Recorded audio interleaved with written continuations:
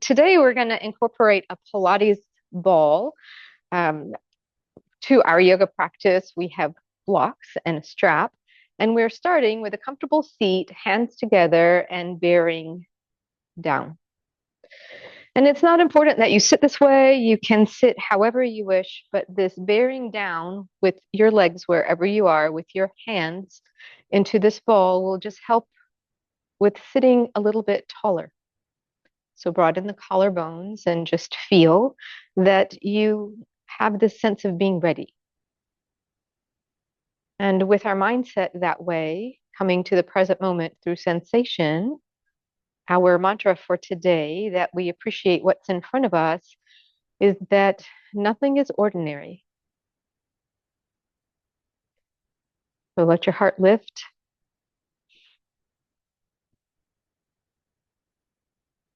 Take a smooth, steady breath. Gather your energy and let us begin. So we'll start here with one hand bearing down, reaching forward, the other arm behind us, and then turning any amount. And as you do, I want you to think about what your hand is doing. And so already we are bearing down, we're reaching forward. But what do you feel in your shoulder when you turn the palm down and continue to reach? And then if you turn your palm inward and use the sticky mat as if you're trying to push away and guide yourself more in the direction of the rotation. Turn your head and look behind. We're just warming up. And then turn your head and look over the other shoulder. And release. Wonderful. Same idea, other side. We're starting with the edge of the hand, bearing down, this idea to reach forward, this light turn. And we can substitute a lot of things for a ball. A soft pillow will do. The block can be substituted. And on another note, it is always optional. So as you turn the palm down, feel what changes. As you continue to use both arms, turn the palm inward and pull back. And we're just helping ourselves along into this very gentle yet strengthening twist. And inhale and return. So we're coming to sitting wide now, and we're going to repeat some of that and change it up a little.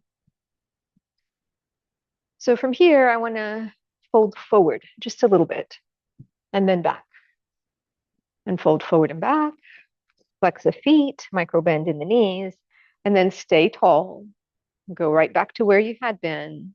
Decide how you want to use that arm in front, and feel the expansion from the center of you. Turn your head and look over the shoulder and behind. Turn your head in the other direction. Come back to neutral. And then as you roll forward, release the back hand. Turn your head. Bring the back hand to the front hand. Bring your hands back together. Bear down. Draw your knees somewhat in. And I'm going to bring our attention to that. This set of actions leads us to this really interesting pose called turtle. And we're not in a hurry to get into a deeper fold. I'm holding you here because it lets the lower back and the hamstrings really release. But turtle depends on that. And so eventually the idea is to fold and rest our chest at the floor and slide the arms underneath, creating that turtle shell. But the actions are already here. Inhale, come on up. Here we are turning.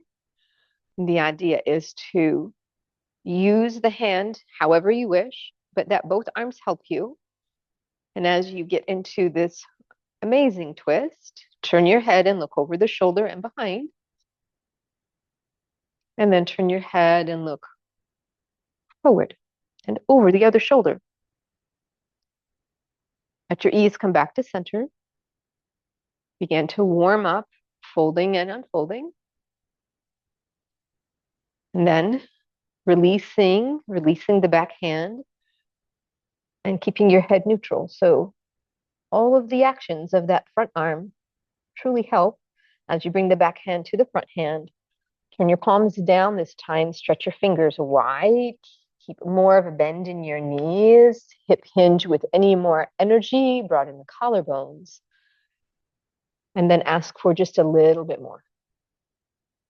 Exactly. And slowly come on up. So now we want to go the other way. We're going to slide off of our prop. And we'll do something that might be somewhat familiar. We're going to head toward preparations for a boat. I'll turn this way just to kind of stay with you together, and we're here.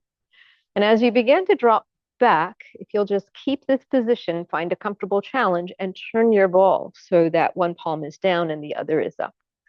And notice the ease in turning.